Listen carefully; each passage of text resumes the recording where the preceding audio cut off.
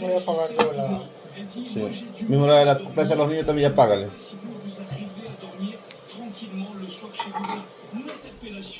Sí, seguro es que va con la dame. Revenez évidemment avec nous tout à l'heure, Jean-Wilfried Forquès, peut-être d'ailleurs essayer de No, convaincre hay cette papel, no. dame de venir nous Ah, parler à papel, no 13h30. pas de serviette, Parce non. qu'évidemment, ces mots seront encore plus forts que ces écrits. Vous voulez dire un mot, Laurent Neumann?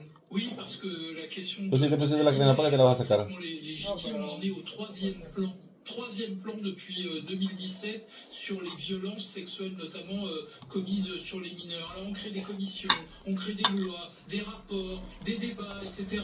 Et on voit bien à la lumière de cette enquête qu'il y a un nombre de faits considérables, que ça aille du traitement par les gendarmes, par les enquêteurs, jusqu'à la justice elle-même, un temps infini. Et donc on voit bien qu'on n'a pas pris la mesure de ce qu'il faut faire concrètement pour protéger les victimes. On ouvre ce dossier donc à 13h30. L'autre grand titre, c'est la guerre, et en particulier au Liban. Israël et le Liban ont annoncé cette nuit un cessez-le-feu conditionné à un arrêt complet des tirs du Hezbollah. Autant dire personne ne le respecte, ni le Hezbollah, ni Israël. Et pour le président Aoun, c'est pourtant la dernière chance pour un cessez-le-feu global avec Israël. Adel Bakawan, est-ce que le Liban va être entraîné dans une guerre sans fin? Le Liban est déjà dans une guerre sans fin. Le Liban est sacrifié à la fois par les Iraniens, par les pays arabes, par les Américains, par les Européens, mais aussi par les Israéliens.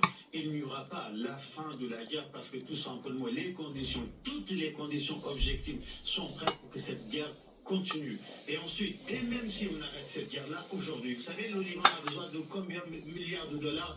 120 milliards de dollars pour la reconstruction du Liban. Or, aucun pays arabe finance désormais la reconstruction. Qui est responsable de ce chaos? C'est la République islamique d'Iran. Est-ce que la République islamique d'Iran, via le Hezbollah, a les moyens pour financer 120 milliards de dollars de tout ce qui a été déconstruit? Bien sûr que non.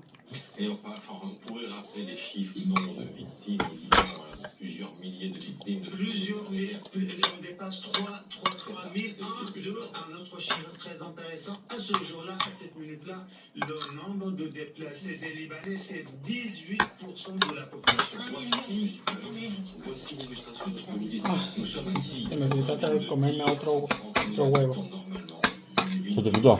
Sí.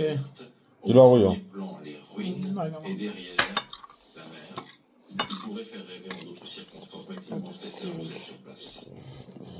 Oui, on se trouve dans la ville de Tyr qui a été intensément frappée ces dernières semaines. Vous voyez cette frappe, il y a eu ici 4 morts et plusieurs dizaines de décès. Vous voyez l'intensité des destructions. Pourtant, Tyr, c'est une ville